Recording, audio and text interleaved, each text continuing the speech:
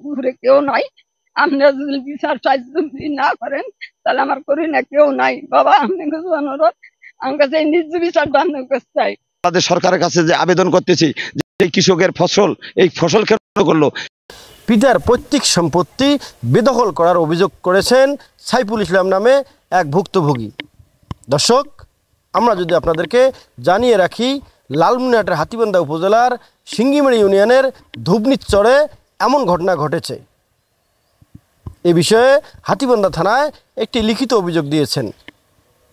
তবে সাইফুল ইসলাম জানান, 1985 সাল থেকে আমার পিতার চরের 4 বিঘা জমি আমার দখলে ছিল। কিছুদিন আগে প্রতিপক্ষ রফিকুল ইসলাম, শহীদুল ইসলাম সহ কয়েকজন ব্যক্তি আমার রোপণকৃত ধানের চারা উপড়ে ফেলে নতুন করে দখল করার চেষ্টা করছেন। 56 দলিল আর হইলো আমাদের 62 রেকর্ড, আমাদের 90 রেকর্ড।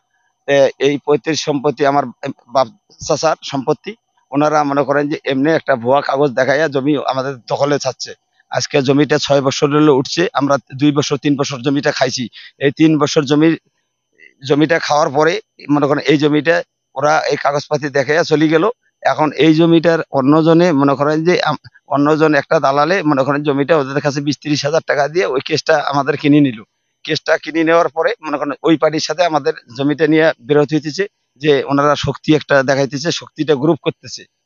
মনে করেন যে এটা হলো আমার 5 চাচার সম্পত্তি। এই জমিটার মধ্যে আমাদের আগে পূর্ব বাড়ি ছিল। এই বাড়ি থাকার কারণে মনে করেন যে ওনারা এই দেশ ছাড়ি চলে গেছে। আজকে ঢাকা শহরে বিভিন্ন জায়গায় বস্তির মধ্যে আছে এই সম্পদের মালিক যারা। এই সম্পদের মালিক হলো 91 জন আছে এই অংশীদার। আজকে নদী ভাঙানোর কারণে এরা আজকে মনে করেন যে নদী ভাঙছে, এনারা বিভিন্ন দেশে বিভিন্ন বস্তির বিভিন্ন জায়গায় ওনারা বসবাস করতেছে এই মালিক অধিকার। আর আমি এই সম্পত্তিগুলো দাবি করতেছে 4টা লোক। এই 4টা লোক আমাদের কিছুই না। এই 4টা লোক আমাদের কিছু না। এই 4টা লোকে আমাদের জমিগুলো আত্মসাৎ করতে চাচ্ছে। সেটা হলো 1 নম্বরে হইলো মনে করেন যে রহমা দেওয়ানির বেটারা ছেলেরা, আবার হইলো ডিম্বুর বেটারা, আসাদুল্লাহ ডিম্বুর বেটারা দাবি করতেছে। আবার দাবি করতেছে কিছু হায়দার কাশিম মুন্সিরা দাবি করতেছে। এই 4টা লোকে আমাদের এই সম্পত্তিগুলো ভোগ করার জন্য চেষ্টা করতেছে। তাই আমি ন্যায্য বিচার চাই, সরকারের কাছে বলতে চাই যে আমরা এই জমিটার ব্যাপারে যখন মনে করেন আমার বাবাই বলতো 25 জনের এস্টিমেট দেওয়া আছে, 25 জনের এস্টিমেট দেওয়া আছে যে আমার 62-র কাগজ দিয়া মনে করেন কিছু লোক পায়তারা করিয়া দিয়ারাত করে নিছে। তাদের কোনো পেপার দেখতেছি না। পেপার না দেখার কারণে আমাদের এই সম্পদগুলো যে ভোগ করতেছে ওরা কোনো ডকুমেন্ট দেখাইতে পারে না। মহামান্য আদালতের কাছে আমার একটাই আবেদন যে আমাদের সঠিক এই যারা এই যে শেখের বংশ যারা এই জমির মালিক তাদেরকে এই জমিগুলো ফিরিয়ে দেওয়া হোক। এখানে আজকে 12-13 দিন হইলো আমি ক্ষেত গাড়ছি। আমার এই ক্ষেতের এই যে কালো বিছন, এই কালো ধানগুলা কিভাবে আমার এই সবগুলা নষ্ট করলো। এই যে ধান হয়ে গেছে সেই ধান নষ্ট করছে। এই ধানগুলা আমি বাংলাদেশ সরকারের কাছে যে আবেদন করতেছি যে এই কৃষকের ফসল, এই ফসল কেন করলো? চেয়ারম্যানে কালকে চেয়ারম্যান ডেট দিচ্ছে, এবারে বসা হবে। এর আগে ওনারা মান্য করিয়া কেন আমাদের এই ফসল নষ্ট করে দিয়ে হাল বাইয়া আবার ফসল গাড়লো? এ ব্যাপারে সাইফুলের মা জোবেদা খানম যা বলেন, এই জমিটা ভেঙে গেছে, ভেঙে গেলে আবার উঠলি হারা এই জমিটা বিনে দিয়ে মানুষের জোর ঘুরে খায়। আমার পোলা আর 2 বছর আবাদ করলো, ওইরা হারলি আমার পোলা করে মার ডাং করে এই জমিটা ওরা ই করে জোর করে খায়। আমার পোলা হানে আসবার আশ্রয় দেয় না।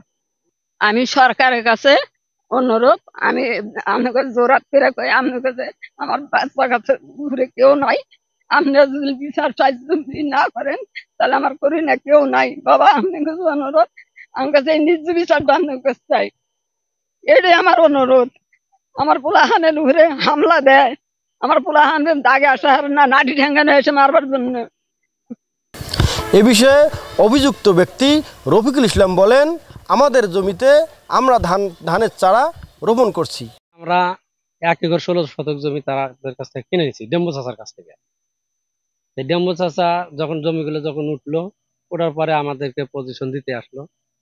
আমাকে এখান থেকে মনে করেন যে 98 শতক, নবীন নাম্বার, মোশার নাম্বার এরাও ছিল, সফের ছিল। আমাকে 98 শতক এখান থেকে বুঝাই দিচ্ছে। দেওয়ার পরে 2 বছর আবাদ করার পরে আমি জমিটা বন্ধ করছি। এখন চেয়ারম্যান বলছে যে যেটা গাছছে সেটা নষ্ট করার দরকার নাই। তা আমি এই জন্য একটা নষ্ট করলাম না। আমার কাছে এখন সাইফুল যদি অভিযোগ দিয়ে থাকে বিচারকরা ন্যায় বিচার করবে, এটাই আমার আশা। আমি জমিনে কাগজে পাইলে আমি নিব, না পাইলে আমি ওদের জমি ওদের দেব। কিন্তু জীবন বাঁচানোর একমাত্র সম্বল এই 4 বিঘা জমি। সেই জমিতে রোপণ করেছিলেন ধানের চারা। তবে প্রতিপক্ষ এই ধানের চারাগুলো উপড়ে ফেলে নতুন করে জমি দখল করার জন্য ধানের চারা রোপণ করছেন। আর এই ব্যাপারে হাতীবান্ধা থানায় একটি লিখিত অভিযোগ দিয়েছেন সাইফুল ইসলাম। সাইফুল ইসলাম প্রশাসনের সহযোগিতা চেয়েছেন। M A Rahim, news channel 24, Lalmonirhat.